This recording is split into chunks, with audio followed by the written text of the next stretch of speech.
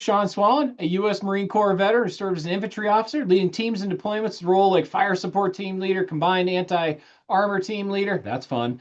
Infantry advisor as well. After transitioning out, he pursued a master's in counseling with a focus on sport and health psychology from Adler University, becoming a licensed professional counselor and certified mental performance consultant. He broke into pro sports in 2017 as a mental performance coach with the Cleveland Guardians, advancing to mental performance coordinator, rebuilds resilience for players and staff in high pressure MLB settings. His volunteer leadership with the mission continues, and Back on My Feet reflects his ongoing commitment to veterans, offering inspiring insights today on shifting from service to civilian success in sports. Welcome, Sean. It's a pleasure to have you on, sir. You got a lot going on in the last few years. I hope I got enough of Thanks, Ernie. That was very smooth and polished. Didn't it. feel that way along the journey. No, no, yeah, yeah. The journey is, you look back and think smooth and polished, but it's all boulders in the road and potholes. So I get it. I'll start off easy. So, like, what motivated you to get out of the Corps? Well, what was the ringing event that said, "I'm done"?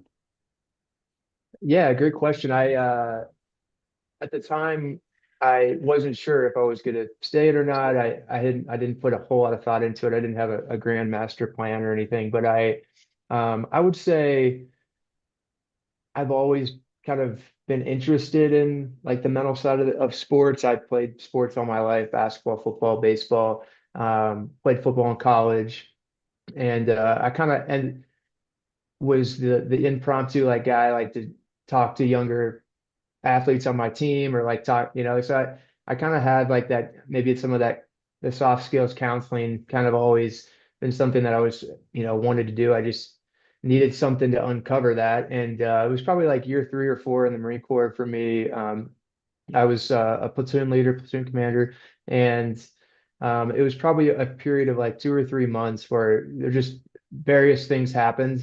We had one of my squad leaders almost died in a motorcycle accident. We had an attempted suicide in our platoon, and then another young man who was questioning his sexuality, and he confided in me, and he was closeted. And there's just a lot of things like as a young leader, I wasn't equipped for. And I look back in that time in my life, and I kind of recognize like that was probably the thing that kind of set me off on like the pursuit of something more. I have no bad feelings about the Marine Corps. I sometimes I wish I stayed in longer, but I had this other calling of like I wanted to really understand. And I use this metaphor for folks who are like, why the hell are you doing mental performance, or what got you here? I think at the time, up until that point in my life when I was still in the Marine Corps, I was more like a gas station attendant. I could help fill people up. I could listen really well. Wasn't the best of like giving advice, but I would listen, and I would, be an ear for someone. And I realized I needed to learn how to be a mechanic and get under the hood. And that's kind of what led me into graduate school that you had mentioned before, Ernie, and pursuing like an understanding of how our minds work, how our minds sometimes are not very accurate, and how do we help folks thrive like holistically. And that was a little bit of like what led me into getting out of the Marine Corps and pursuing advanced degrees, and then eventually getting me to my role now, which wasn't as clean and polished as he had mentioned at the start of it, Ernie. Like my first job out of grad school, I was working as a like a advisor in a college admissions counselor, basically. Really didn't like it, but it was a first job, and I needed something. Um, so, that led me eventually to getting working for the military again. I was a contractor with the Army. For our Army vets online, you probably have heard of the MRT training. I was involved with that, and then also more of the sport and mental performance side of things. So, and then eventually the job now that I have. You know, just listening to that because we talked earlier, but I don't know. That almost sounds like a providential path that was laid out in front of you, starting like you being the guy talking to like the rookies, the new ones coming in, doing a little mentoring, and then having those issues put in front of you in the Corps to kind of help you realize like there's something here I got to do more with. And then each step along the way, even a missions counselor, You're counseling Hmm. people about their lives, what they're going to do in the future, and all those things. I just looking at. I don't know if you've ever looked at it that way, but it strikes me as almost like there's a path put in front of you, and you're willing to take it, and you did the work. Yeah, that's a good point. I think when you lay it up like that, it really was. I think and something I had written down to make sure I share at some point, but I'll say it now. I had a leader once tell me, "Hey, Sean, don't have a 5-year plan," and I was like, "Okay, that." And this was in the military, and I was like, "What do you mean? Like we're supposed to always have a plan? We're supposed to always like, step by step, right? Like lock it in and like have this grand plan written in stone, so you hit your benchmarks, your goals, etc." Um, so I think I still will always have that. Like I like to be prepared and at least like look into the future and kind of have a sense. You don't want to just hope something will, hopefully I'll get there, right? But don't have a 5-year plan. I really resonated with me at the time because for me it told me like don't forget to just grow where you're planted, and don't forget to like if you're so fixated, you have your blinders on and you have like, this is the path I need, for the folks on the call, like this is how I have to transition, this is the immediate job I need, this is the immediate school I need to get into. um it's it's well meaning, but sometimes you miss doors that are opening to you. And like you said, Ernie, like I think I look back and I'm blessed that I had like the almost 2 years or so as an admissions counselor. It led me into Colorado, where then just down the street I started working at Fort Carson for the Army. So I agree with you. There's all things open up for you, but you have to be willing to sometimes adapt or deviate from like your original plan. Yeah, because you didn't want to be. I don't blame you. I don't want to be a missions counselor either at a college, but you did it. You got experience and you got out there. So good on you, man. So I mean, there is a ton of similarities between pro sports and the military. Have you found that parity and have been able to use your time in the Corps as you're talking to, MLB players and guys coming up in the league? Yeah, no doubt. I think probably most pro sports, but certainly baseball, there is something about so players or let's say just on-field coaches. Like if uh, the coaches have that much more of a hurdle if they didn't themselves play professional baseball. So there's this kind of this like, oh, you've been there, done that. Like I'll immediately trust you and respect you. Um, Mm.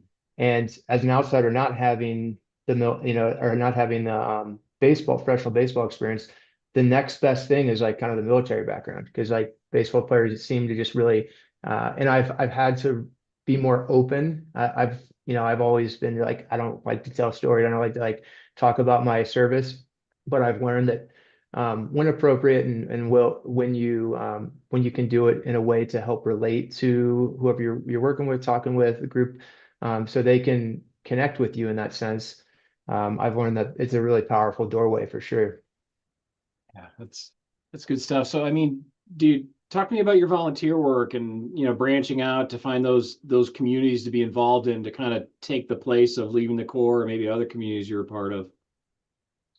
Yeah, I think for the folks on the call, wherever you are in your transition, if you're still, have a couple months before you officially get out, or maybe you're on your terminal leave now, um, there's going to be a period of time where you feel lost, you feel stuck, you feel like, what the hell am I doing? Or you just feel like I've kind of like lost my purpose. And I definitely felt that probably the first year or so after transitioning out of the Marine Corps.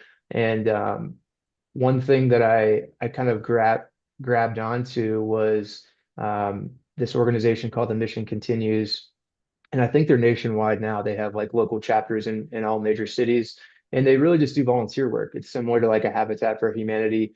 When I was in Chicago, we our service platoon was doing a lot of work with at like schools and helping build new playgrounds or even just mulch. Like we would do like manual labor type stuff, and I was around other veterans, all different branches.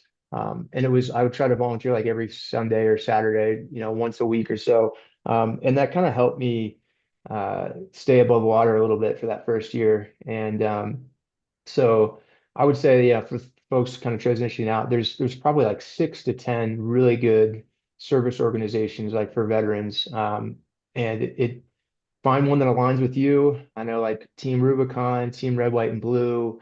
Mission Continues. There's probably like five or six others that I can't think of, but and they all kind of have their niche of like what they do and how they help. But staying around other service members or veterans is like a really powerful way to kind of help with, make the transition a little bit more smooth and help you find a connection outside of what you're currently pursuing since you've lost that sense of community in the military. Yeah, yeah, it's huge. The servant leadership thing gets into your blood. It's not for everybody. For most of us, it becomes second nature. Um, Right. so what do you think was your kind of like your biggest surprise, challenge, or adjustment, leaving the military into the civilian world outside of like finding jobs? Right, right. It's one thing that was kind of refreshing. Like I got to like hang out with like women too. Like I didn't, I mean, I know there's certain branches and certain MOSs that like, but like, in 2010 to 2014, in the infantry, it was mostly other dudes. And so it was refreshing to have like, females, colleagues and friends and at the time students, in my grad program. So that was really refreshing. And, I think one thing that many of you might find if you do go back to school or decide to even just start a new in a different industry, like you're going to most likely be around people younger than you, and that was really cool, but also like challenging at times. Like I privately like wanted to like bring a couple of necks the first couple of weeks of school, but that's okay. I look back and I'm like, they're just young, they don't know any better. They like went from high school to college to grad school. They have no life experience. But like it'd be little things. I think for all of us who served, like the time in our service, the time in service, like gives us appreciation for things differently than civilians who've never served. So I had to be patient and just learn to like listen and see. They had an important role for me too, like my colleagues in my grad program, even though most of them were like 4 or 5, 6 years younger, and I kind of just grabbed onto that and we learned from each other.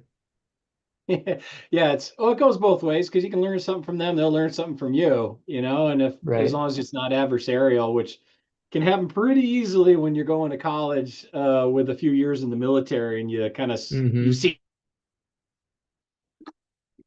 the real world and you understand Right. like you don't even know where the real world's located yet.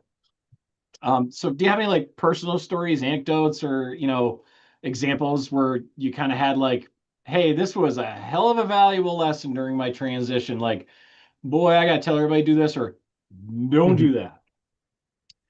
Um, Nothing like super cool story wise. I think when I look back and really reflect on, I think like for an important message that I would want to hear when I was transitioning is like continue to be fearless. Like we're trained like in whatever branch, whatever service, like you're trained to be fearless in some capacity. Like just go for it.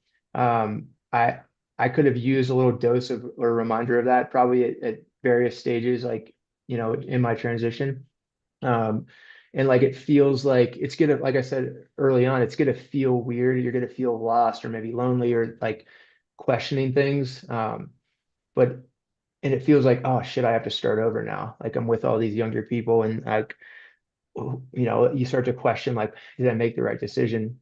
Um, but like reminding yourself like the same thing that like made you really useful and helpful and like really good at your job in the service, those traits, those skills are going to serve you well in whatever's next. And like reminding yourself you should be fearless and go out there. You know, you're not kicking down doors, but like you can have that sense of like I'm not taking no for an answer.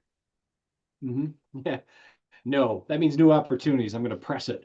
Um, so I mean, did you have difficulty going from that hardcore structure of the core into the more aqueous, loose structure of civilian life, or was that like a welcome change? I would say for the most part, it was a welcome change. I think some of the values that I hold still that I kind of maybe were adapted or adopted from the core of like just like physical fitness and challenging myself and like I not don't be complacent and I channeled that in other ways like I mentioned the mission continues a bunch of manual labor type jobs we would do. I started to run more. So I did the Chicago Marathon, I think like the first or second year that I was there. And I before that I hadn't ran more than 3 or 4 miles, I would say. Uh, I started joining like some CrossFit gyms. There's a lot of veterans in CrossFit gyms. Now that I feel like most active duty military like bases have access to that kind of stuff. But like back in 2010, 2013 when I was kind of Absolutely. getting out, it was still kind of new, but I joined a CrossFit gym. I got like a CrossFit certification. So I found the way to stay, keep like the physical fitness and doing hard shit, like still part of like my philosophy and value, even though I was, learning about psychology and a bunch of work with a bunch of younger people. Did did you have any like to get into baseball? How did you get into baseball? Was there networks that were helpful during a career shift? Was it somebody you met? Was it just holy crap, I applied and I got it? Yeah, it was just I applied. Well, I wouldn't Wow. say that necessarily. So at the time, many like the work I was doing contracted with the Army. There was a lot of good folks being poached into baseball roles. The mental skills, mental health side of baseball like became, much more um, I guess employable. They were just all baseball was looking for more mental skills coaches and mental performance people. Um, yeah, by like 2018, 2019, and I had applied and gone through interview processes for like 3 other teams. So I think just the failures of those, I wouldn't call them failures, but like the experience of like, one of them was just like one call with someone and I didn't have the experience or they didn't like me or whatever. They never called me back. And then like another one, like I got a little bit further in the interview process. And then another team, it was like, oh, you and one other person, and then I wasn't chosen. So I look back and realize like, yeah, I just started like when I saw the job openings, I started applying, and I think by the fourth time, things just aligned, and like I think that the organization with now with Cleveland, like they're an amazing organization, amazing culture to be around, and they really value the work that I provide, and there's a team of 6 of us, so I'm not alone. And yeah, I feel very grateful that I had the opportunity with them, uh, and yeah. So to answer your question, just applied when I saw jobs on whatever forum, I don't even remember, and then just tried my luck and went through multiple interview processes that didn't go my way, and then finally something stuck. So like what kind of stuff are you dealing with on day to day? Is it like, hey, I got to deal with this guy who's got the yips or this guy who's getting divorced or I mean, what kind of problems are you seeing? Because I could see definitely comparisons on the military side. Hmm. Yeah, absolutely. So every day is slightly different. I think it's more of like the best way to describe it is kind of like think about like a deployment cycle for all of our military folks. Like, in baseball, like the season, for both major league and minor league, it's a grind, so we call that our deployment. Our pre-deployment cycle is, you have spring training Mhm. before that. Before that's the off season, and then it just kind of so depending on that cycle you're in, kind of depends on what the day to day looks like. For me and how our organization operates is we have um, we have 3 other folks who are kind of embedded with different minor league teams. We have one guy who works exclusively with our major league team, and he's there like in the dugout. He's there for all 162 games. My specific role as a coordinator, I kind of do a little bit of both. I have some direct service with our AAA and AA team, and then I'll shadow and go with my colleague with the major league team. I'm kind of like that bridge between the young players who are kind of about to be the future stars, or that like we need them to start to impact our major league team. And so I kind of am that bridge between the minor league, major league experience for them. And so during the season, it's a lot of just being around, informal conversations, helping them stay aligned to their goals.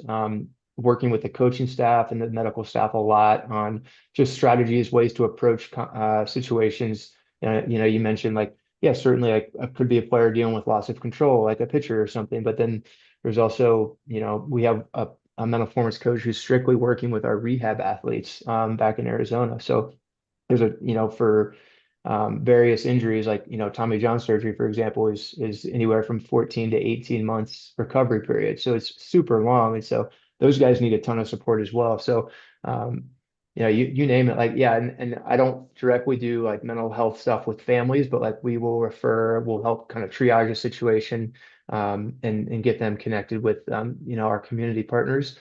So yeah, every day is slightly different, but I would say during the season, um, I'm with probably either our AAA or major league team, and kind of just embedded in the schedule with them and their day to day, and we're just really around. And this job is like super relational, so staying involved, learning, seeing what other coaches or players' pain points are, helping try to be a problem solver, be a listener, or sometimes we have to kind of help provide an overview of what we're seeing, what are the trends, what are some things we can do more procedurally to help players on the mental side from day one that they show up in our organization.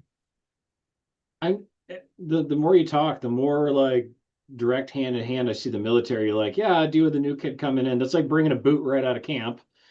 And Hmm. like, okay, some kid who just came from, middle of nowhere, Kansas, and now he's living in a new city. He's got a new job. He doesn't know where anything is. So it's almost like bringing brand new folks in right out of basic training, except, Hmm. one day they're going to be have a good chance of being a millionaire, which is cool. But Yeah, I yeah. Well, mean, and some of them are from their initial sign, depending on, yeah, high school or college draft. Some of them do sign for that much. So, but you're right. Yeah, like what's unique too in baseball from a like I don't know too much about other professional sports, but like specific to baseball, I mean, we have a range of ages, but generally they're young people, right? So, for on the American side, you could sign a high school athlete, so he could be still 17. But we also have like our international draft and a lot of Latin American players. Many of those we sign when they're 15, and they will spend time like in our Dominican Republic Academy for a couple years. As they grow and still become a teenager, and then eventually make if they continue to get promoted, and they'll eventually play in Arizona, kind of our rookie ball season, or and yeah, so the mental performance, mental health stuff is kind of baked into also a lot of the human development stuff that you mentioned of like how do we bring them into our organization, help them understand our culture and how and help them understand the resources that are available to them. And then what does it mean to be a guardian? So yeah, you're right. We do a little bit of all that. so what got you on the mental health path? Was it just the combination of those experiences and your interest, or was there like an event that happened, or you're like, yeah, you know what, this is where I need to be? I didn't hear the first part. Were you saying specific to So this job with the Guardians? no, just like on the mental health stuff. So, obviously we spoke about how you had those propensities and those events happening, lots of things, but was there like Mhm. one event that kind of made your mind up, said, this is what I want to pursue? Um, I think it's slightly changed over the years. I honestly was super naive. I didn't know that much about like the field of sports psychology. I didn't have a specific mentor that like really led me through it. I had a handful of different ones along the way, but not like one person like from the start, like, hey, Sean, this is what you want to do. This is how you got to do it. So there was a period of time, even in grad school, I was like, I think I want to be a clinician and like work with veterans with PTSD. Like I was like, I don't know. And then my program, incorporated like more of the sports psych stuff. And like, oh, you can, and then I realized, oh, wow, there's jobs where I can work strictly with athletes. Um, and then there's our field also is like, there's some folks like me who kind of a dual credentialed. I have like the mental health licensure, but then I also like work on like the mental skill side, mental performance type stuff. So that's more of like kind of proactive, specific skill sets, whether it's, helping with their confidence, manage anxiety, develop a good, pre-performance routine, things like that. And then the mental health side, they bleed together, but oftentimes mental health is more things that, invisible that people can't see that they could be thriving in their sport, but they could be suffering at home, or they could be suffering at home and then they're no longer thriving in their sport. And so that's where the various like I'm constantly kind of navigating what's the root cause, and how do we help this person be the best version of themselves, and heal and be so yeah, I along the way I was like, okay, maybe clinical, maybe work with veterans, and then I learned more about this field that I'm in now, and I was like, this is really cool. I think I would prefer doing that rather than like being like in the office and kind of do like one-on-one like counseling. So yeah, I think it goes back to like what I said about like, you know, don't be so strict and rigid about what your plan is over the next 5 years. See, try things out and see, oh, like that's interesting, or like it's okay to, stop one path and go in a different way, or um, make a slight adjustment to what you think you need to do. Yeah, it's so why baseball? I would say one, like that MLB employs probably more mental performance people than any other major professional sport. I think it's I see that. so one, like I was able to get into professional sports with baseball first. I mean, I played through high school. I don't have like a huge. I grew up in Cincinnati. I'm a Reds fan. So I've converted to the Cleveland Pride, but yeah, I've just learned to just like enjoy, and like the culture is, I think, is very similar to the military. And like, I mean, these young men are leaving their home, they're away from their family for 6 months or more. Many of them are in the minor leagues. Like not a lot of folks outside of baseball understand how shitty the minor leagues could be for young people. Like yeah, many of them sign for a lot of money at the initial draft, but not all of them do. And then they're making, until they make it to the major leagues, which is, I don't know, maybe 5 or 10% of them will do that. I mean, they're making below minimum wage. I mean, like I think in season for like a someone in like the lower level minor league, I think they're making like 20 grand. So they're just barely scooting by, and like it's a grind, they put all this into like their livelihood into it. They sacrifice time away from family. So I think that now that I've been in it long enough, like I think there's a lot of alignment with military and service and helping, and I want to see these young people like succeed, and I see the dedication they put to their craft, and like the willingness and the sacrifices they make. So I think it's kind of just been a natural alignment for me, and but I don't know much about any other professional sports, so maybe someday I will. I hope you do, man. And also let me know if I need to pick up any rookie cards ahead of the curve. Um, so I mean, what were your biggest challenges getting into the sports industry? I mean, there's obviously we beat to death that there's some similarities, but it's a whole new world. Mhm. Right, no doubt. I think it depends on the sport and the organization that you're a part of. Even the 30 other Major League Baseball teams, like organizationally, they operate slightly differently. I have friends that do mental performance work with other teams, and some hearing some of their stories or I can relate to. Others, I'm like, man, that sucks. Like, I wish I could help you, or like not. I wish you weren't in that position. So I would say the biggest thing I've learned is, and I think I can generalize this statement, and like probably most major league organizations, or professional organizations, like they require you to be super collaborative and operate across like many different teams. Like so, for example, like we have like my internal mental performance team. I have to I'm in meetings like with the medical staff, with like the farm director who's like in charge of like developing all the players in the minor league system. I'm in meetings with some of our scouts like before the draft or like after the draft. Where so you kind of really have to be nimble, and be sure that your messages are in alignment. You're helping provide the right amount of information without like breaking privacy with players. But like, you have to operate like I'm employed by the Guardians. I'm required to at least share things that are happening, the things I'm doing, the things that I'm seeing, that are pertinent for coaches to know and understand too. So you really have to be a really strong team player, but like understand the ecosystem that you're living in, and really help the rest of that ecosystem thrive. So now you kind of been around the block on the baseball side of things. Do you see any jobs that pop up in the field where you're like, oh man, a veteran would slide right into this outside of the mental health thing where you're like, man, they'd kill this kind of a job. We need more folks like this. Ooh, it's a great question. Outside of like the mental performance or mental health space, I unfortunately like I don't keep track Yeah. of like I do. I'm trying to think of other veterans that are in roles that are more like player centric, so like player facing roles. Um, we have someone who's like he's been here longer than me, Jay Hennessy. He's like a VP for like learning and development.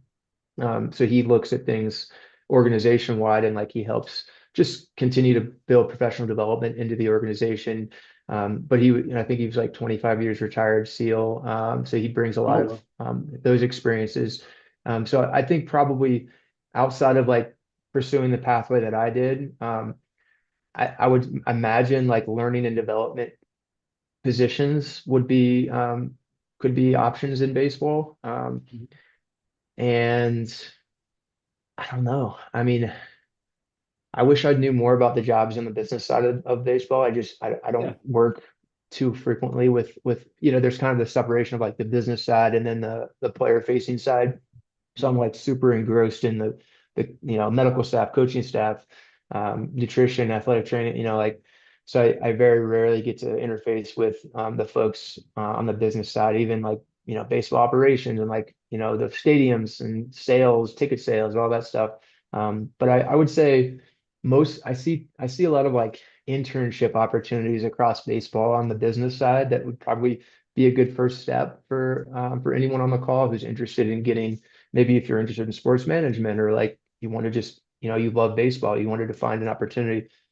I do see a handful of like like summer internships or things like you can kind of just get your feet wet. I think any internship is really important because it can tell you like, oh, I love this, or it can tell you like, no, like F this, I'm not feeling it. Not for I'm me. not gonna do. Yeah, right. Yeah. Yeah, that's kind of the cool thing about Skill Bridge is it gives them a chance to roll in, get a taste of things, go, this is awesome, Mhm. or what was I thinking? With a lot less pressure on them. So that's pretty good. So I mean, obviously without naming names or anything too specific or anything like that, can you share a story like where you were involved in a turnaround where you're like, man, this guy was doing terrible, all of a sudden, bang, two doubles, a home run the next night, where you saw one of those turnarounds or something where you're like, man, I'm really proud of that. Yeah, absolutely. And like I'm very careful to ever make a correlation like that or even publicize it. Like I had a mentor in grad school who like he told me he's like, Sean, if you get into this field as you grow, as you get further up, like remember you're not the what did he say? He's like, you're not the sage on the stage, but you're a fan in the stands. And that's always stuck with me. Like, so there's some folks in my field that are like, they want to publicize everything and like show all the good work. And yes, to a degree, you have to obviously show return of your investment and value. Um, but I'm also very careful because like the work I do is interpersonal and it's like for a lot of players, this is the first time they've broken into like, okay, mental performance. Yeah, this is normal. Okay, cool. Similar to mental health, right? It's like there's always a stigma that you're trying to break. And like, Yeah. I'm very careful not to share too much or even just say, oh yeah, look, he's doing much better now that he's been working with me. Um, a little bit of a dodge of your question, Ernie, but I understand. there's absolutely times, and it's mostly just private moments. Like I think I've kind of worked at every level of our organization, like from like our Arizona, like rookie ball to like low A, high A, double A, triple A. Um, and since I've been here for so long, like a lot of those guys I have worked with are in the show right now. And it's every time a guy makes their debut, I think, and it's not just me, but like anyone that's had a hand in their support or their development, mostly behind the scenes. Like everyone's just kind of like, man, it's so proud. Like they're so proud. There's a sense of like pride and like not for like, oh, I got them there, but it's like, dude, like I've been with this person when they're sweating, they're bleeding, they don't think they can do it. They're thinking about just quitting or retiring. and then they make it. Like so, those are those moments every time I see someone make their debut, and it's and I know them well enough. Like it really is a proud moment. Dude, you are in the right job because that is, in my opinion, exactly the right attitude to take. It's because, I've helped a lot of people over the years and I tell some stories, but I don't drop names. Mhm. Because like doing what I do, it's so wide open military. Whereas like on the baseball side, if somebody really wanted an internet sleuth, they could probably figure something out if they tried really hard because they have that weaponized tism and curiosity. Mhm. So yeah, I totally respect that. No worries on the Dodge. Um, I mean, so how is the field evolving that you're in? I mean, how much stuff has changed since Mhm. you started where like maybe there was a technique when you started like, hey, this is the way to go. Then all of a sudden now you're like, yeah, don't do that. Yeah, it's constantly changing. And I would say that, well, one like there are, and I talk to coaches about this all the time because a lot of coaches are like, I hear them talking to me, and I'm like, dude, like you're basically like doing mental performance work, man, but you just didn't realize it, or like, or I might like have them hey, maybe try this approach. It's still related to what you're doing, but like maybe try this approach.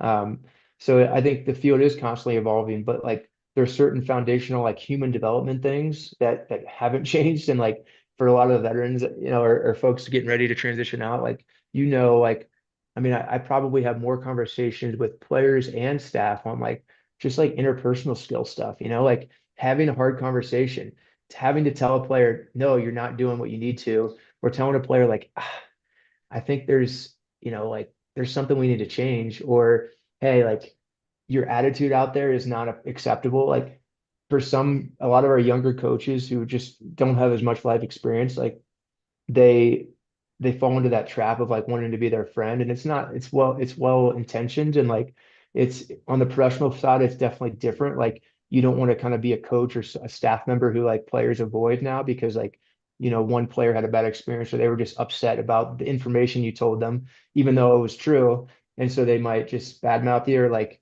I'm out on this guy. And Ego. so it's definitely yeah, it's definitely delicate.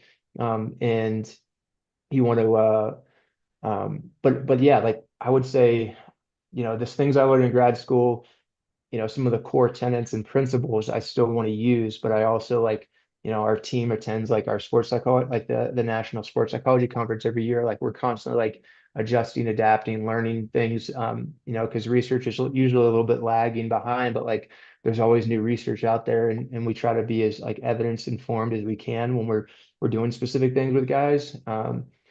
But what I found is like I'm definitely not like the lock solid, like theoretical, like this is the way and this is what the book says. Like I am much more of like a relational, like, and I think most everyone on the call can agree with this. Like it's not how much you know, it's not right. It's how much you know someone. I forget the phrase I'm trying to use. But the relation part comes first, and like I think I'm a great like relationship person, and that's the first step of any intervention. So I think I try not to go too far on like the changes and the adaptations to the mental health, mental performance field, and more so just continue to really be really really like in tune with the needs of whoever I'm working with. Yeah, it's tough. I mean, it's doing almost everything, it's relationship first and then work second. And especially these coaches, they want to get the best out of these guys. And sometimes start getting close and it's like, hey buddy, I'm not really feeling today. No, dude, you gotta go do that. That could definitely just like being a commander, that's a buddy. You're not Hmm. gonna last long. Um, just Right. just that's just human nature because people, even if they don't mean to, take advantage of it, get comfortable, and then all of a sudden they're, at Dunkin' Donuts pouring coffee instead of throwing a ball. So it's like sometimes those hard truths go hand in hand Right. with a little bit of depression. So Right. Right. put yourself in the audience today. You're like, say, 2 months terminal leave, but today you can go back and whisper in your ear. What are you going to tell yourself? Um, I would probably just remind myself like enjoy the journey, like smile more, and just whatever's meant to be is gonna happen. And like I never have questioned like my work ethic, my desire to like dive into what I need to do and be the best version of myself. But there were certainly times where I felt like an imposter, times where I questioned like, where am I? What am I doing? So I'd probably just tell myself, hey, like enjoy the ride and obviously like keep following your path and like stick to your values and like continue to grind it, in the direction you need to grind. And like things are going to work out. Everything's going to be all right. Yeah, you just brought up something. Usually I bring up with guys that do like 20 years and on with the word imposter. Did you have to deal with imposter syndrome?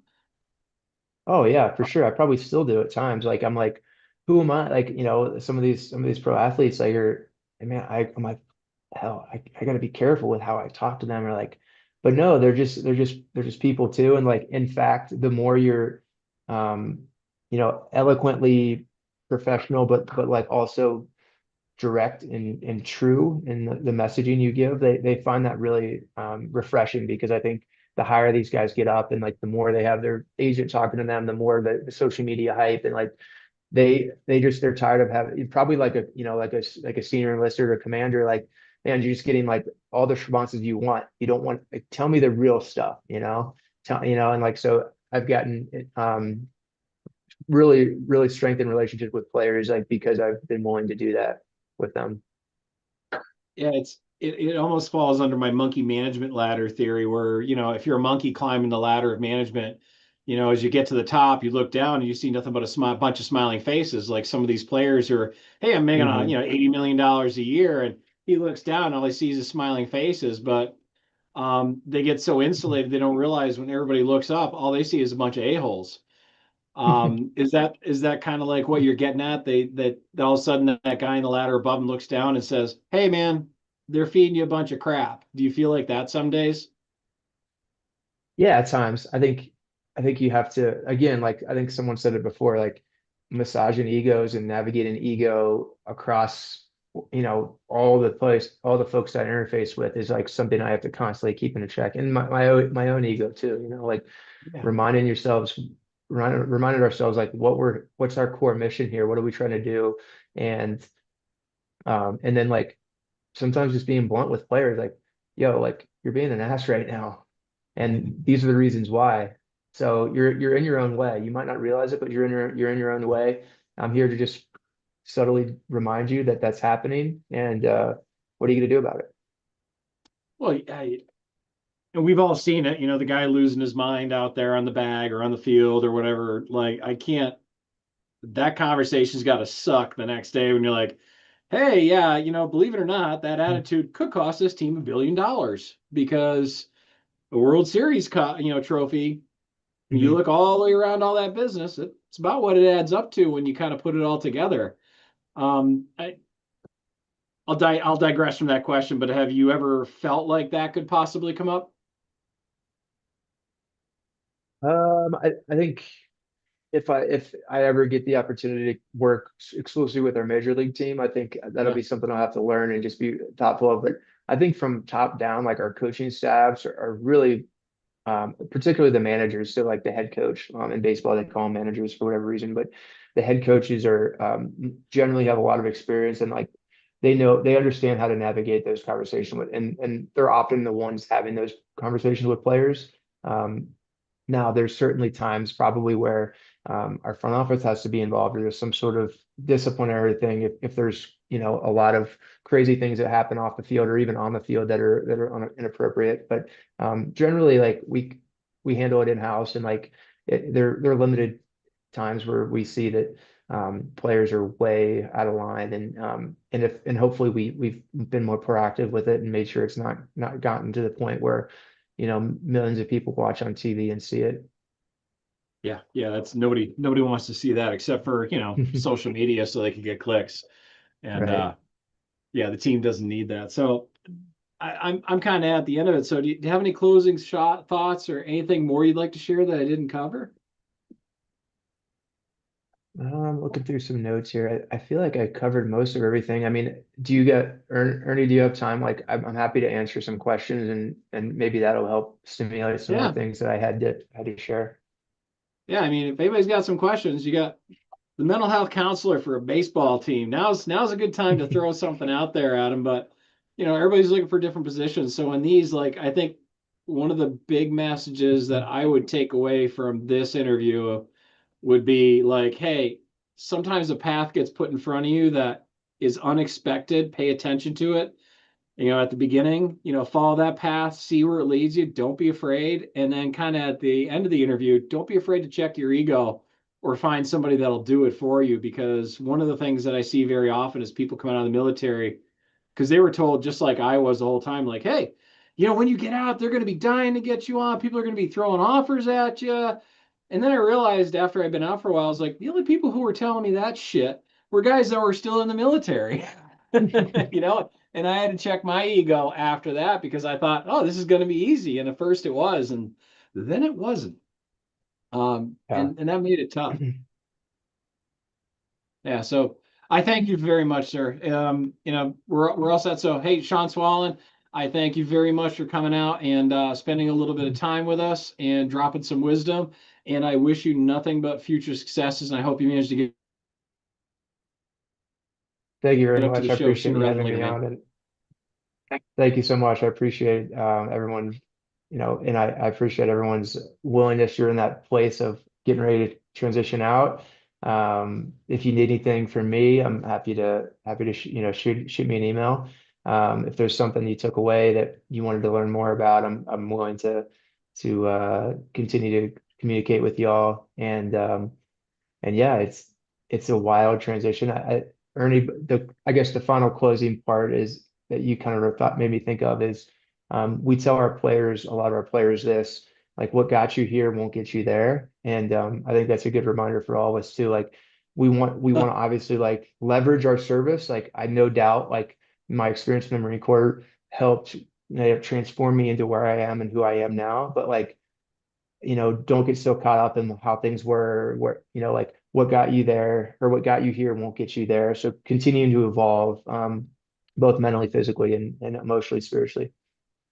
I like that. What got you here won't get you there. That is fucking true. Well, hey, thanks once again, Sean Swamp, Craven Guardians.